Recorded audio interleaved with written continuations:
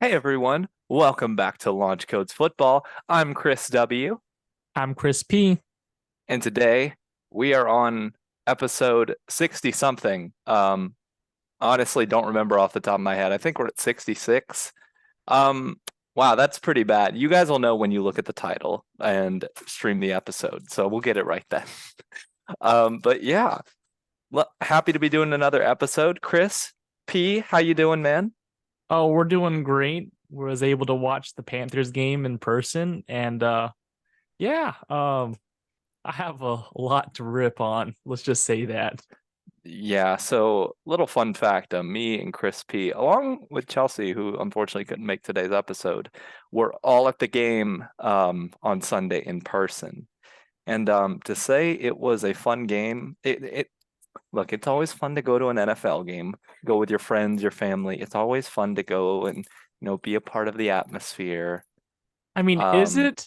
I mean, I enjoyed watching about 40% of the fans leave. I mean, don't get me wrong. I enjoyed that. I enjoyed the guys ripping on the Panthers right in front of me.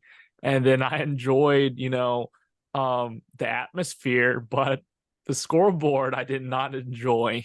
well, let me tell you, one, I can't, okay. It's like, I don't know how to describe this other than this. It was like being on Twitter in real life, being at the game. The amount of expletives, the amount of horrible things said about the players, the amount of bragging from the Colts fans, which was deserved. I mean, honestly, um, the amount of just all of that. Like normally you only see that on somewhere like Twitter or some social media, but when you're there, it's all happening in front of you. It's almost in a way a beautiful mess. It really shows humanity at its best and worst. Mainly its worst, to be honest with you. Um, I have to tell a little funny story. There was after and we'll get into the game here in a second, but after Bryce Young, he throws the second pick six. This Colts fan is sitting in front of me, him and like three of his boys, and they're all so excited. They're jumping up and down. He's high-fiving his boys. He just yells out, "Boys, tonight we eating good. We eating steak tonight. None of that McDonald's stuff. We gonna leave that to them." I'm like, and he looks at all the Panther fans. I'm like, honestly, like, should I be mad? No, that was hilarious. Like, I think me, everyone around, honestly, just started cracking. But yeah, that was the kind of day it was being in Bank of America that Sunday. Chris, how was your section? What was going on over there?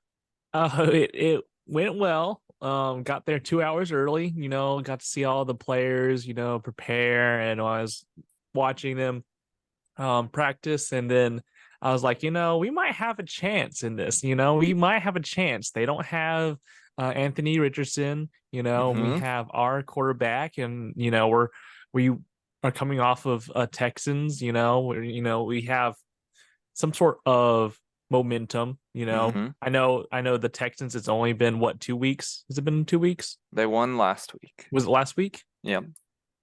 They all blur together. I just feel like we've had losses every single day.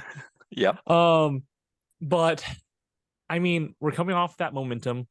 We're going off of one win, and people are saying, "Oh man, Super Bowl." I know it's all jokes, but it's just like, would it be kind of funny if we beat the Colts?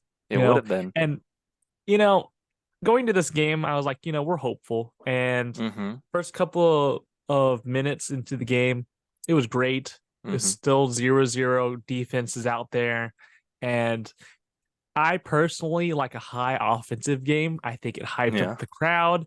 I hate defensive run. Let's run the ball, get stopped, punt the ball, and keep going forward. And there were definitely special teams definitely did help out there when literally the Colts muffed a punt and we recovered it just so we can throw it back to them. That was great too. We had also another 60-yard, 60-yard throw from Bryce, just for it to be turned around with yet another pick.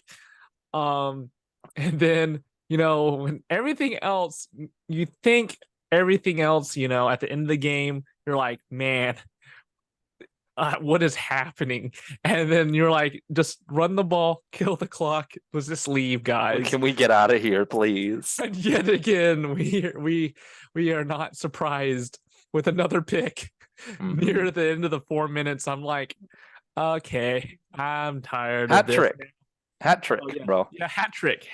If it just to the other team. So but yeah, I think going into this, and I can start us off. The first, I'd say 8 minutes, it was 0-0. Oh no, it was 3-0.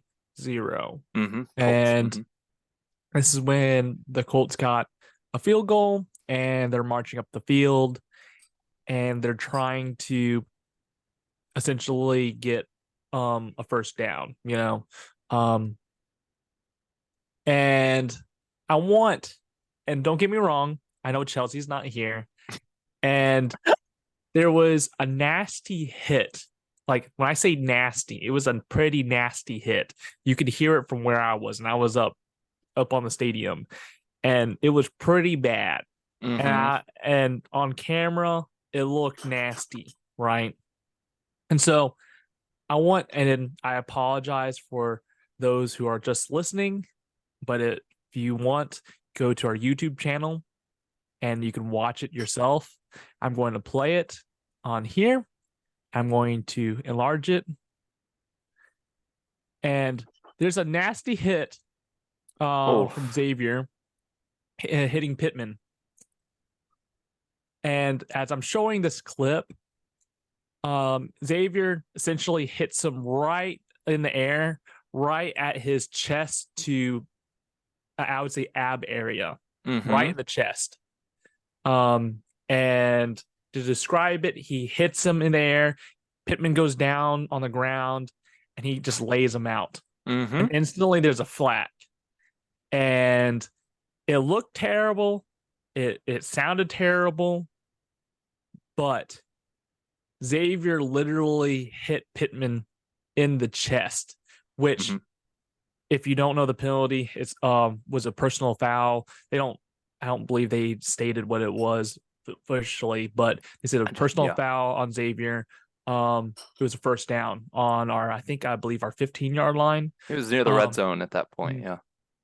And so that got them basically in range of a touchdown, which at that point Jonathan Taylor actually scored, I believe, with the touchdown with Gardner Minshew. And this, by the way, this was third down. So if they get this stop, it forces a field goal and they only get 3 points. Yeah. So overall, it would have been 6 points. I think it's just keep playing over and over again. It has been, but that's okay. It makes it more content. Good. It's good reviews. Shout out to Rate the Refs app on Twitter, utilizing that. But going back here, after the game, and I wanted to clarify, after the game, Pittman was interviewed, and essentially he stated, they asked him about the hit, and he basically said, I think it was clean. Pittman admitted, I would rather him hit me the way he did than hit me up top. Fortunately, we did get the call, and that helped us score. But I think it was a clean hit. Sometimes you get got, and he got me. So the question is, did this impact the game and set the tone for the defense? What do you think, Chris? I think this had a huge impact because, the defense, honestly, take this penalty away, they hold them out of the red zone. Because like on the drive before this, the Colts had it near the 2, and the Panthers were able to get a stop. So honestly, there were several moments in this game where the Panthers defense held strong in the red zone. They like I said, only giving up a single touchdown, and really only 13 points for an entire game is absolutely a great day on a defense. The only thing you could ask for more is getting picks or, some type of turnover or something. I think though when you're a bad team, when you are not doing well and when things aren't going well for you, one thing going wrong like this can throw you off for the rest of the game. Now, I don't think it threw off the entire defense, but when you are not as good as the other teams, um, you can't have things like this not go your way. Otherwise, you will lose. And so, in a way, I would say it kind of set the tone for the rest of the game is that they weren't going. It's hard for them to recover from anything. And as bad as the offense had been, I mean, their first drive, they get the ball at the beginning of the game, 3 and out. Or like I think or on the second drive. They didn't even make it close to the red zone. Um, and it just shows to me that if things are not perfect, then we're not winning the game. That's how bad the difference is between the Panthers and other teams. And I think this call was ridiculous. Like, come on now. This was a huge impact. A lot of Colts fans were saying, nah, it wasn't a penalty. Well, your own player said this is a penalty. This is like it's like James Bradbury in the Super Bowl again, right? When all the Philly fans said it wasn't PI and then he said it was. Yeah, Um, no, yeah. I think this definitely to hear Pittman say admit like it was a clean hit. And he would prefer him not to hit him up top, which meaning his Hmm. upper shoulder, upper neck, which he didn't. And I understand as a ref, you see a big hit, and obviously you have that urge to throw out the yellow flag, Yep.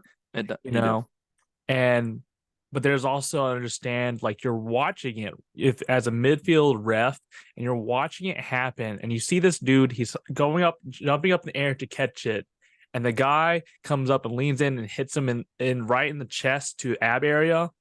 You gotta look and say that's a clean hit unless it's shoulder and neck area, you know, and Hmm. that's something I know you have an urge and I know it's a big hit, but you also have to understand you can't throw those. And I understand we shot ourselves in the foot with our Hmm. offense. They I did. fully Hmm. understand that. But I think this set the tone for our defense to say, hey, we can't hit them as hard because we're going to get penalized. And I That's think that has true. the Hmm. mentality in your defense psychologically, it impacts your players because it says if I'm not getting rewarded and I'm getting in a way penalized, then Yep. I have to let up. I have Yeah, I to let it agree. go. And that's something that psychologically, I know Chelsea, I know you're probably listening to this, and I know when I was there and watching the game, I called it a pity call because the reason why I called it a pity call was because there's a big hit, so you got to throw out a pity call. And I understand like, well, it's not a pity call because you're up, you know. It was a pity call because it was a big hit, big explosion. That's what I'm calling the pity call. I'm not calling it because we were down, you know. So that being said, I understand Colts fans, people saying, "Oh well, it was a penalty. It needed to be a flag." Well, at that point, where are you supposed to target?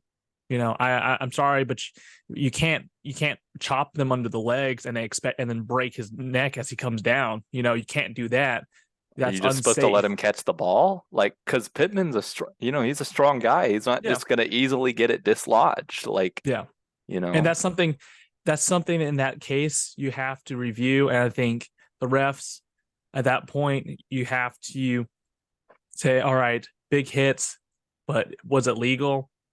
It was legal, you know. So maybe they should consider even, like when there's a technical foul in like the NBA, for example, they go and review that or flagrant foul, right? mm, They review those. I'm not saying we have to review every single play all the time. I know that's what the NFL doesn't want because they want their games shorter because they feel like they're too long. So they don't want that's why like remember when they introduced the whole pass interference review thing, but they didn't really take it seriously. Like you could review pass interference, but refs never changed it. mm. Very rarely they did. Um, And this is honestly with something that I this, also yeah. thought. Do Hmm. do you think? And this is something the Panthers were they able to challenge this specific play to overturn it? Yeah. I feel like this should be a challengeable call or personal fouls, especially ones like this where I mean it's so, the player is doing exactly what the player's supposed to do. But unfortunately, yes, in the NFL today, big hits equal penalty. Um, I feel like why not let these be challenged? We can challenge a bunch of other stuff. Here's the thing about challenging. What is the reason that you can only challenge certain calls? Is it purely because like what sets the difference between you can challenge, a turnover, but you can't challenge, I don't know, like Well, a personal foul? Like where's personally, that line?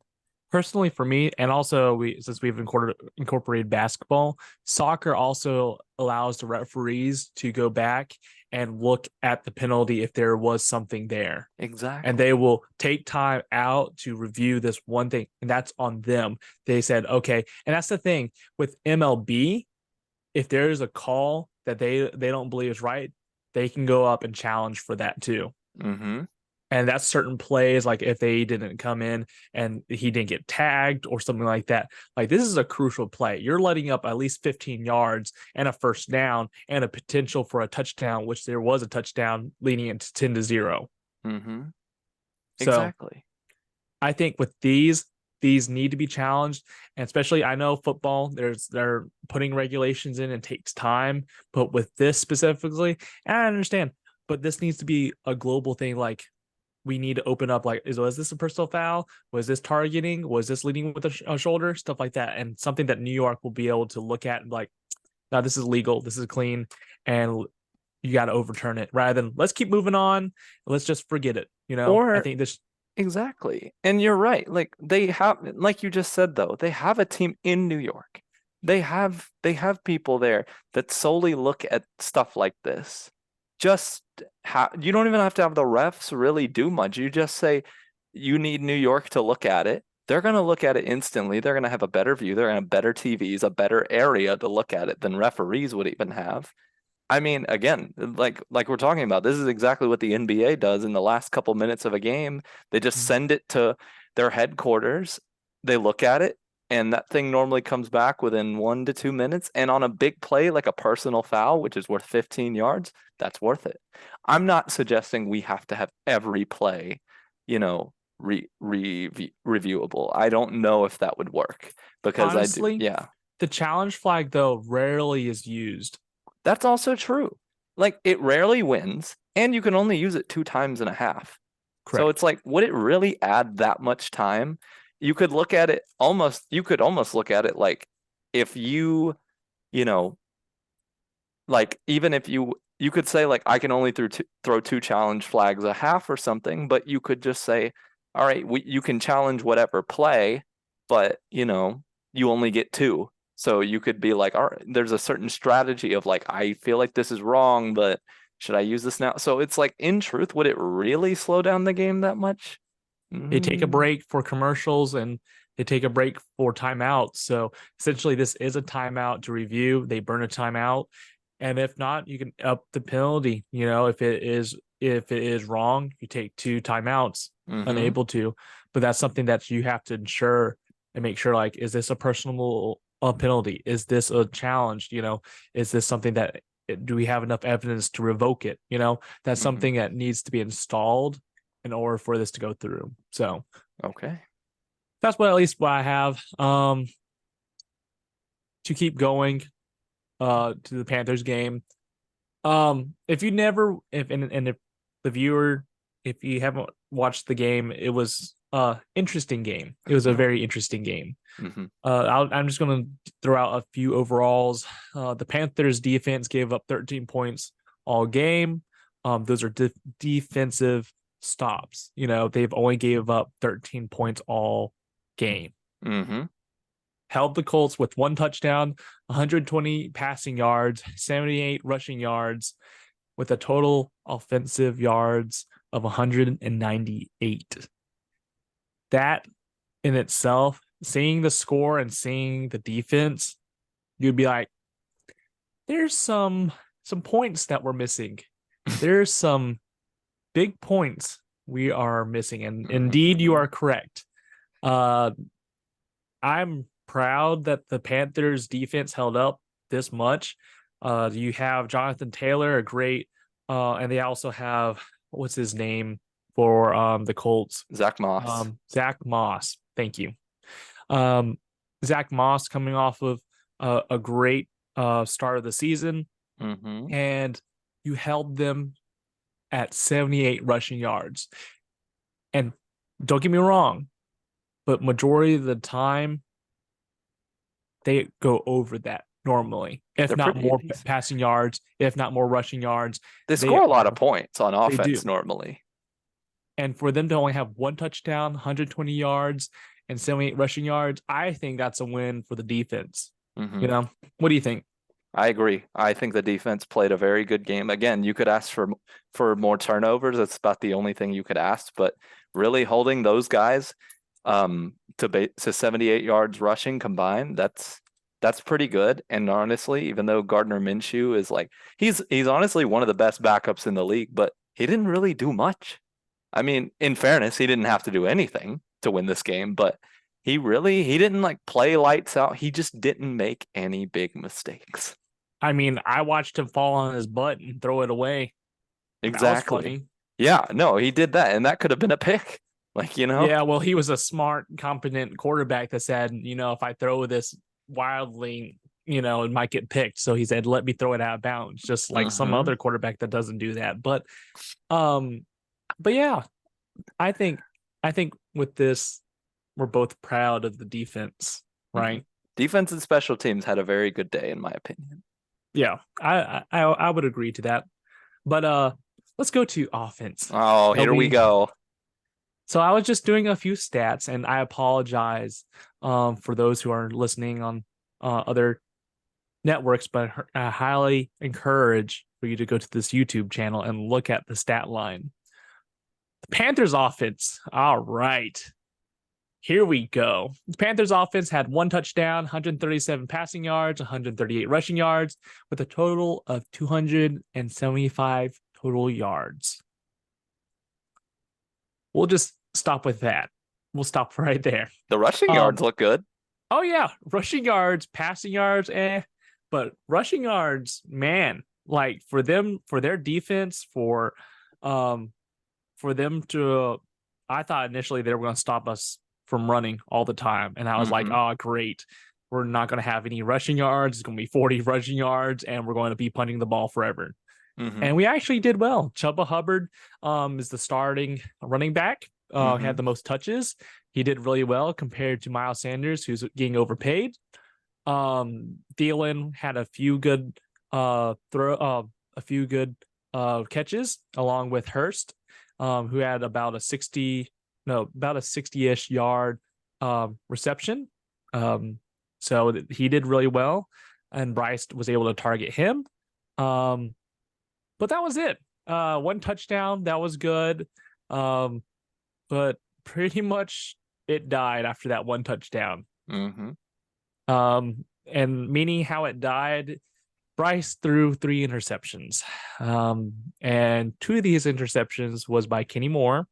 Um, and I wanted to look a little bit into Kenny Moore because, like, maybe he's an all-star for the Colts. Maybe He's he's pretty a good. up and rising dude, right? Um, Kenny Moore has, on average, has had 3 to 4 interceptions per season throughout his career. It's And fair. I mean, he is still a good corner.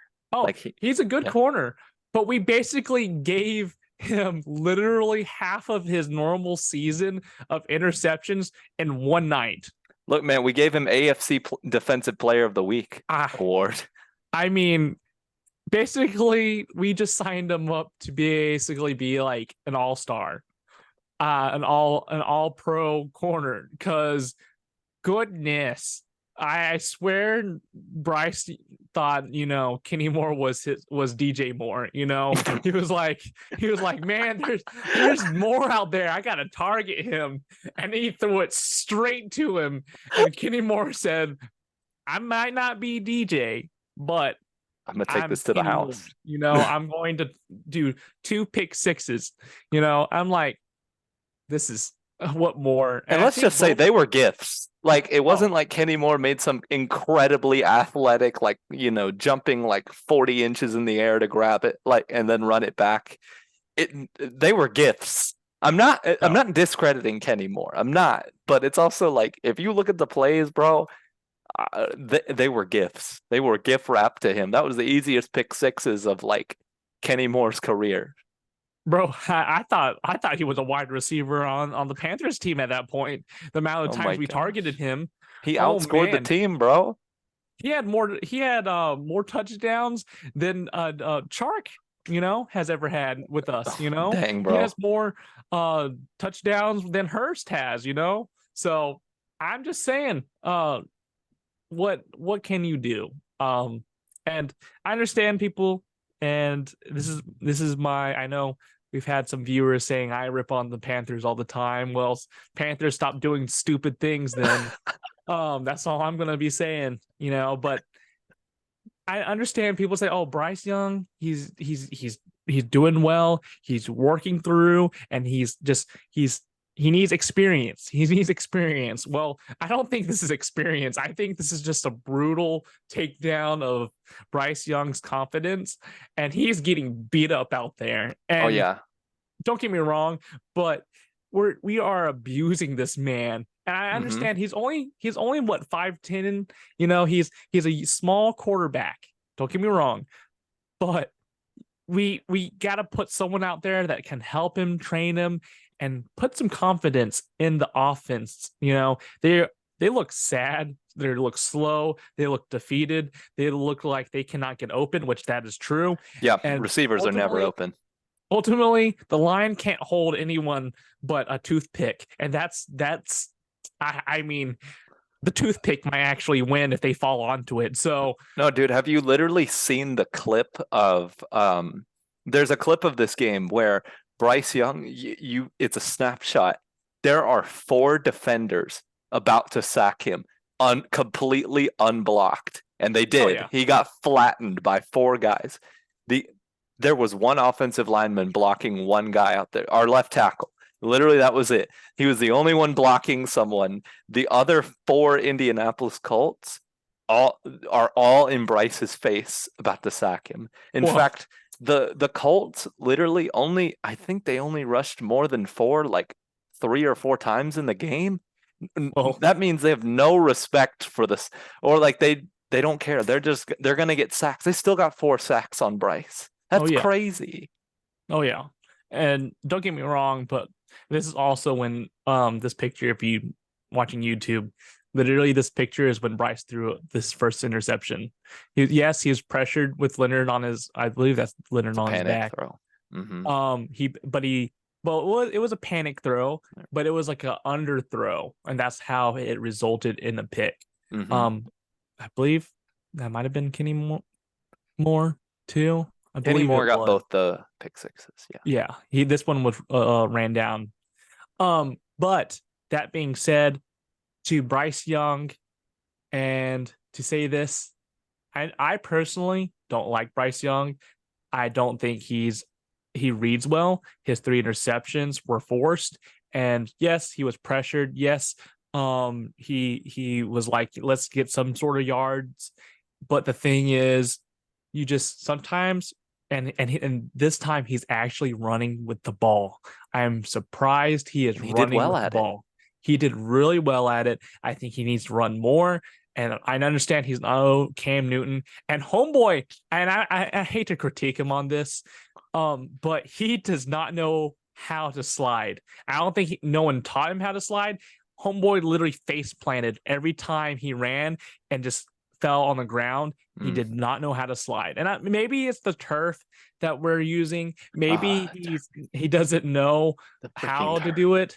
But if you have a 300-pound man, just learn how to slide. Stop face planting. I think twice he face planted into the ground because he was just like, I don't know what to do. So you just gotta be like Gardner Minshew. Just slide and you're good. Mm. Even if they hit you when you slide, that's a penalty on them. So Uh-huh. Gardner got it. So, but with that being said, Bryce, you might have potential in other people's eyes, but you got to prove it in my eyes. We'll just say that. That's fair. So it's time for a talk. You know, um, do you think, and this is something that I personally made these questions for you, Chris. Do you think this is rattling Bryce Young and getting sacked? and having not good games, and Frank Reich saying, "Oh, he has confidence. We're going to put him out there to learn." Do you think this is rattling Bryce Young? Yes, I do think it's rattling him. Look at his body language. Look at all of his press conferences. Look at every time he does not look confident when he's behind the helm of the offense. He doesn't look happy ever, which I know it's not about looking happy. It's not about how you look, it's how you play. That's fine. I wouldn't care otherwise. But there is no and I'm not saying he's doing a bad job as a leader. I know after the first half, he's over there high-fiving everybody, trying to encourage everyone as they go in the locker room. Um, and I see that he's trying to be a leader. I see he's trying to do those things, and props to him for trying because that's hard to do. But I do think one, this offense, one, it sucks. And while he's contributed to that, our offensive line has regressed majorly. Last year, they were one of the better offensive lines in the NFL. But now they can't they are probably the worst. I mean, they can't block to save their lives. I know that last year, now this is something to consider. A lot of these guys like Ike Ekwonu, right, our top pick left tackle, he was taken out of the draft and known that his pass blocking wasn't great, but his run blocking is really good. And last year, that showed. With Steve Wilkes behind the helm, this team was a run-heavy team. They ran with 3 different backs. They had Deontay Foreman, they had Chuba Hubbard, and they had Raheem Blackshear. And all 3 of them, they were a very physical team. And with all 3 of them running normally as a committee, it helped them overachieve last year, to be honest. They were able to win 7 games without a QB in my eyes. That's crazy. But this is definitely rattling Young. He's not getting anything going. And I know, he looked happy after they beat CJ Stroud. He looked happy after they won. But this game, I mean, I'm sorry, but the Colts were one of the worst secondaries in the NFL before this game. They were And the 31st exactly. defense. I know you could say, well, they just played better. I'm like, yes, but also no. Again, the pick sixes were gifts. They did play better. Let's not take any credit away, but because they do deserve some credit. But man, the receivers are never open. These offensive schemes are not working. The play calling is, I guess, slightly better because they have an offensive coordinator calling it instead of There the is. head coach. So to answer your second question though, should they sit him? Maybe. I mean, Brady sat, Rodgers sat, Mahomes sat. They all sat their first years. And Okay, you know, Brady wasn't a first pick though. I mean, true. I'm just saying, okay, but for Rodgers and Mahomes, they were both first rounders. They sat their first year. Now, I do Correct. the number 1 pick is normally expected to start. I'm just saying that maybe it's worth it. Maybe it's worth it for Frank to just give him a break, give him something to look at, a veteran to look at while sitting on the bench. Andy Dalton played against the Seattle Seahawks, and actually, I think they put up their best offensive game of the year under Andy Dalton. They let Andy sling it for some reason. They let him chuck it way downfield. They don't let Bryce do that apparently. And then, so your third question though, ride until he dies for Frank Reich? Is that what you mean? Should Oh, they I meant fire him? Is that what you mean? ride until he dies, Bryce Young, aka Frank Reich. And um that's a little bit we'll show more as to an interview question as to Frank Reich on Sunday night. Literally, he was asked a question about starting Andy Dalton and the starting Bryce Young's confidence level. But essentially, my question was, do you think they'll ride with Bryce Young for 3 years, and then once Bryce, if he doesn't pan out, do you think they'll let Bryce go, and then they'll let Frank Reich go? They have no choice but to ride with Bryce. They've given up too much to not. But there is something to be said about okay, the Panthers owner, David Tepper, is an incredibly impatient man. Um, he is not patient, and I heard this today that in all of his businesses and in everything he's ever done, he's an impatient man, and it's been nothing but successful for him. He's a billionaire, so yeah, like of course it's worked for him. You can't deny that. But is it the same thing? Does it translate to the NFL?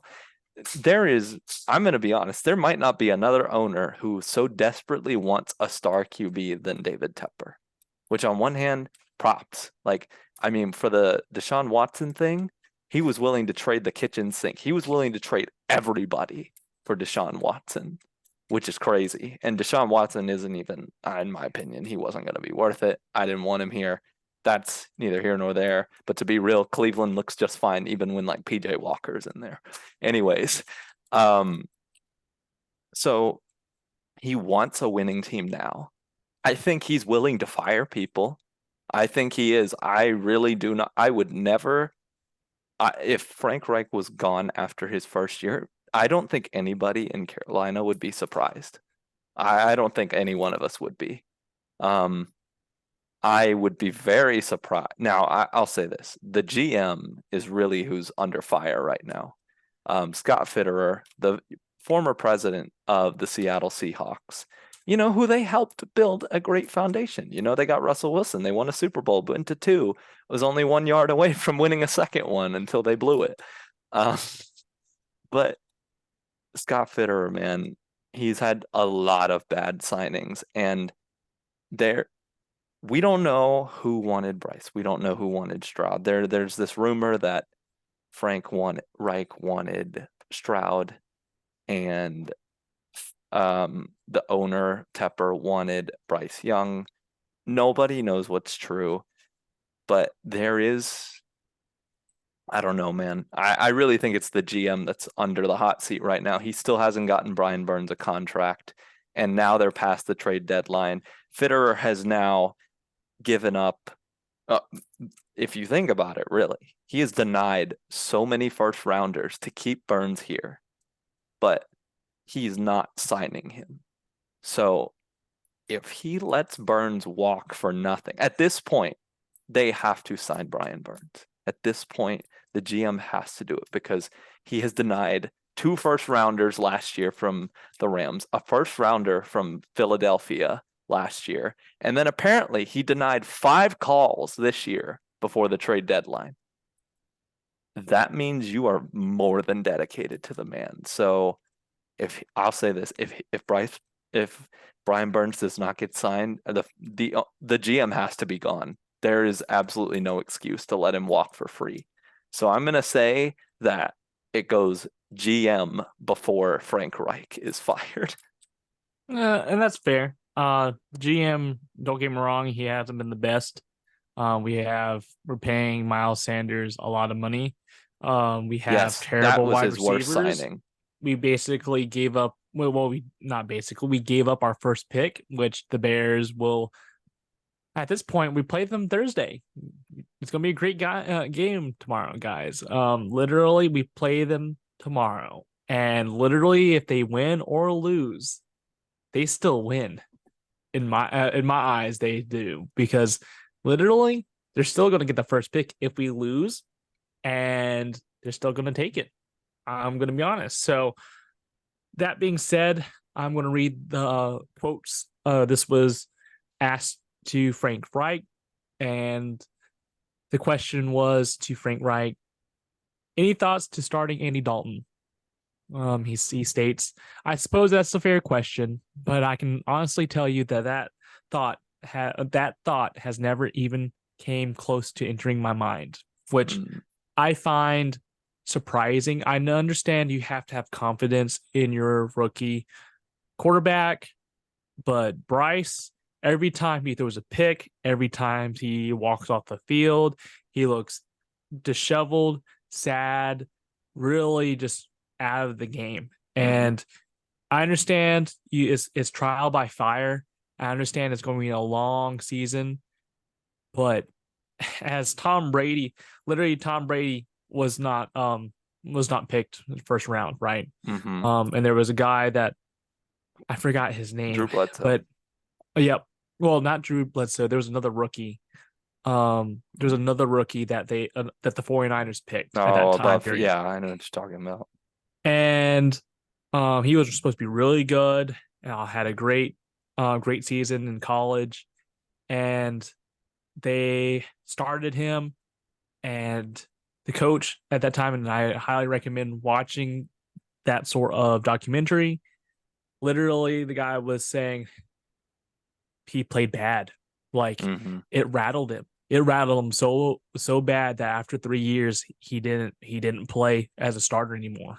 Mm-hmm. He got that bad rattled, and it's just a thought in my brain. And don't get me wrong, Tom Brady sat behind Drew Bledsoe. He sat behind him for a while until he learned. He was able to be able to practice, was able to show off what his skills are, and was able to critique and get better. Bryce Young, he throws his confidence low. He sees the score, we're losing. It's another L. We go somewhere else, it's another L. And it's like it's all me. And that's the thing. He's out there. I think I saw him. He was literally high fiving his team during halftime as we were losing. And he's trying to be a leader. He's trying to show like guys, it's all good. But as you're passing and you're a wide receiver, I understand their job is to go out there, make plays, and get open. But I wonder if their thoughts or why their wide receivers to the tight ends and the running backs, like, bro, you just threw some picks. Like, how can you literally stand out here and literally high five us and say it's all good when you literally threw it away? You know, Mm. and I understand that, but that's also the offense seems to be a little bit discouraged. So that's what I personally Mm-hmm. psychologically it affects the whole team. Yep, It's not just all on the team, it affects the whole team. I agree. So second question was Bryce Young's confidence level. What is it? You know, and Frank Reich responded with saying, I think his confidence level will be great. Listen, I've seen this happen to the best quarterbacks in the history of the game. They all have games like this. Sure, it's easy to put it on the quarterback, but you bounce back. That's what makes the great ones. It's a long road. It's a long road. I've said this many times the quarterback journey, developing into the franchise quarterback, it's a long road. You know, it's a long road, all right, but sometimes you got to take breaks on the long road. Mm, You have to change out a few tires on the long road. mm. You have to say, hey, let's put some gas into a different sort of gas in this tank. Let's go for the premium this time. Let's see a little bit and change it up, change the scheme, and you know, and that's the thing, Frank Reich. I know you have full confidence and you want to be behind your quarterback, but you also have to let him grow. You can't Mm-hmm. just stare at a plant and say you're growing today and expect it Mm-hmm. to literally sprout out a fruit. You have to let it cultivate, let it learn, let it be able to grow. And that's something that you are not letting it grow. You're just destroying his confidence into the ground, unfortunately. So I understand Mm-hmm. you got to trust him, but you have to say, hey, I personally recommend sitting him down, let Andy Dalton come out for our first half and say, hey, Andy Dalton led a great offense. I want you to do the same thing Mm-hmm. and you can do it. And that's what I think Andy Dalton will be able to great leader to inspire Bryce Young to push forward. And that's what college players do. If they have competitive QBs, one will play the first half of the game, and the second one close out, and they'll see how it is. So I Yeah. think that they should do that, but that's just Mm-hmm. me. Yeah, I agree with you, man. Like it's at least worth thinking about, right? Yeah, Mm-hmm. yeah. So that being said, and I know this is another hot topic that you like, Chris, the running back situation. Oh my. I'm gonna get knock this out of the way real quick. I will acknowledge, and I think Panther fans should, that Miles Sanders actually had a pretty decent second half. Like you saw in that drive where they scored the touchdown, Mm-hmm. he was running the ball. He didn't Mm-hmm. fumble. He was catching the ball. They used him a lot. He was exhausted by the end of the drive. Like you can Mm-hmm. see him like about to pass out over there. Apparently somebody just went, I think somebody just literally went in the locker room, talked to him, and was like, hey man, we're gonna get you the football, do work. And so I'm gonna just give credit where credit's due. He did that. But He also after dropped a wide open pass. in the first half, yep, I'm gonna say he did do that. I'm gonna say this. He is he was not a good signing. Like he was paid, he's the highest paid running back per year, like of the whole year. That's crazy, right? How I know he was good on the Eagles last year, but he had a freaking monster offensive line, a really good QB, and really good receivers. And so everyone was good on the Eagles last year. I think like some of us could go out there and put at least like 100 yards on the board for the Eagles. That's crazy. I'm kind of kidding, by the way. I am. Um, but Miles Sanders so far has been a disappointment, and I'm gonna say it's mainly on Scott Fitterer again, the GM. I know we're back to it, but the truth is, even if you think Miles Sanders was a good signing, you cannot deny that he is being way overpaid, and that Deontay Foreman, who who quite literally was very good for them last year. Almost had 1,000 yards rushing, and he only played half the season because the Matt Rule didn't want him to play in the beginning. He only legitimately played for half the season and almost had 1,000 yards rushing if he didn't get ejected in the last game. Yes. But at that point, that game didn't even matter. But I'm just Deontay Foreman ran for 3 touchdowns not too long ago for the Bears. I know he hasn't been amazing, but one, he's a big power back that was skilled enough to be good for this team. He is only playing for $625,000 this year, which is crazy cheap for Well, his this talent. is this is guaranteed if it That's was cut. guaranteed. Sorry, you're right. You're right. He It's for this year, for 1 year it's 1.5. he's basically getting paid nothing for as far as cap space goes. Miles Sanders, if they cut him, it's going to be $11 million in dead money. Um, that's not it, man. Like apparently Deontay Foreman was offered a contract, and it was so disgustingly bad he didn't want it. How did they offer him something worse than what he got with the Bears? Or, if anything, why did they offer Miles Sanders something better than Foreman? Foreman said, "I want to be here in Carolina." He liked it here. That's crazy. That's crazy to like it in the Panthers. And they had a good system going. You saw the format, you saw what was working. All they needed, it really looked like they were just really a QB away from being a serious contender, or at least a playoff contender. But now, again, our GM has made questionable decision after questionable decision. He didn't want to go, he got JC Horn, which in some fairness, Horn's a good player, but he's not ever available. He's never out there. So in truth, like you kind of have missed on that pick. And it's been year 3. I know you can't control injuries. I know that. But if you pick a guy, look, they could have picked Micah Parsons. They could have picked PS2, Patrick Surtain the second. Didn't want to pick them.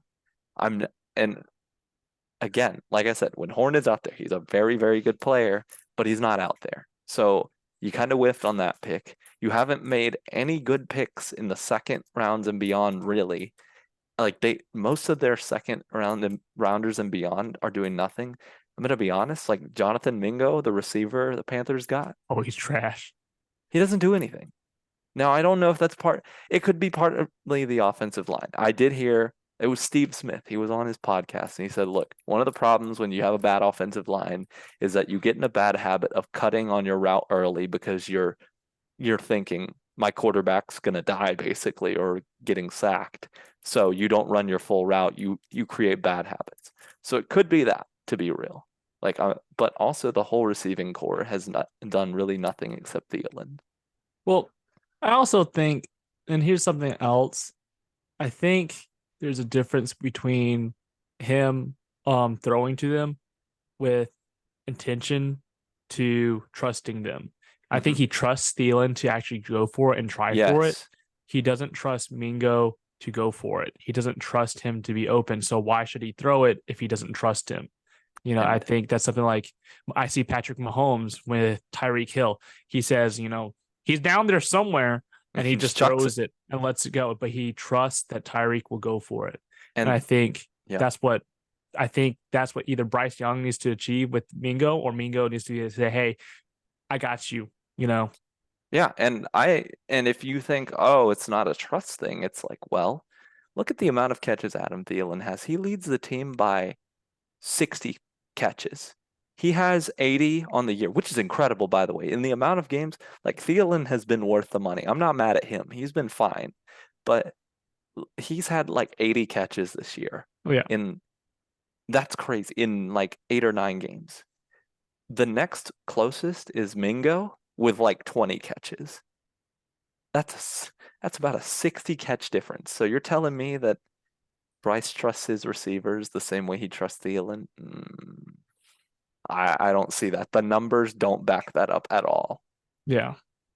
Yeah. I Yeah. don't know. We'll see. Maybe Mingo maybe Yeah. Bryce Young will I, trust Mingo and I'm throw it not to done him. with And Mingo. I want yeah. to make that clear. We're not done with him. I'm just saying he so far Fitterer's pick for him has not done anything. I mean, we have a second round pick from McCaffrey. Not to use that. It's gone. Oh yeah, my bad. We gave it to the Bears yet again. Oh, the Bears basically has become the Panthers. They still suck, but obviously not in trade deals. So, Look, man, we'll see tomorrow night in the Tank Bowl. I mean, no matter what, the Bears win in my eyes. They could forfeit. They They could could literally forfeit, forfeit and be fine. and literally they could be like, it don't matter. We're still getting the first pick. Yep, exactly. So, but that's all I have today. Do you have anything else? I think that's it, man. I think this was a fun episode in some ways. I'm glad we got to see everything in person. And I know this may not be, the team is not for everyone, I know, but just hear me out, man. Like, look, it's not just going to be us. Other teams this will happen to. And I we can't go into all that. Let me just say real quick that I'll tell you this, when they showed the red zone highlights of CJ Stroud throwing for 5 touchdowns and the game winner, let me tell you, that stadium was dead quiet. Colts fans don't want to see the Texans winning, and Panther fans really didn't want to see that after what they were witnessing. I what can you say? You gave up on that's basically rubbing salt in the wound. It Literally, really was. Whoever put that on the board is a menace. But they need honestly, it was really funny. they need some help. Maybe Like they're just on copium of just like it's okay, guys. We're missing out. it was really funny because you got that red zone announcer. He's like, let's look back at how the Texans are doing. And it was like, I don't think anyone wanted to see it. Let me tell you, that was a bad day to have a bad day for Bryce. And you know what? He did it on the Buccaneers, and that's our The one of division our rival. rivals. Yep. Yeah, I'm Hmm. like, okay, first of all, that's a great option that you did to our rival, but also that's really bad since it's not on our team. So, Look, man. but Yeah. and for the viewer that's listening right now, I know I rag on the Panthers probably a lot, and if you have a Deserved. passion for me to look and do a deep analysis on either a player or a team, let us know Yeah. on the next post that we have, or DM us, and I'll do a deep analysis as to who messed up We need a on we next need a week's game. crispy deep dive. And I will do the same PowerPoint just like I had done for the Panthers. All right. Well, yeah, let us know if you guys want to see that. But I think that's all we've got. So I'll go ahead and lead us out of here. Thanks for listening, everybody. Tune back in next week or next time. Sometimes it doesn't always happen. Hey, look, life gets busy, okay? For more content, In the meantime, follow us on Twitter at LaunchCodesFB, Instagram, Facebook, TikTok, and YouTube at LaunchCodesFootball. I'm Chris W., I'm Chris P. and we'll see you next time.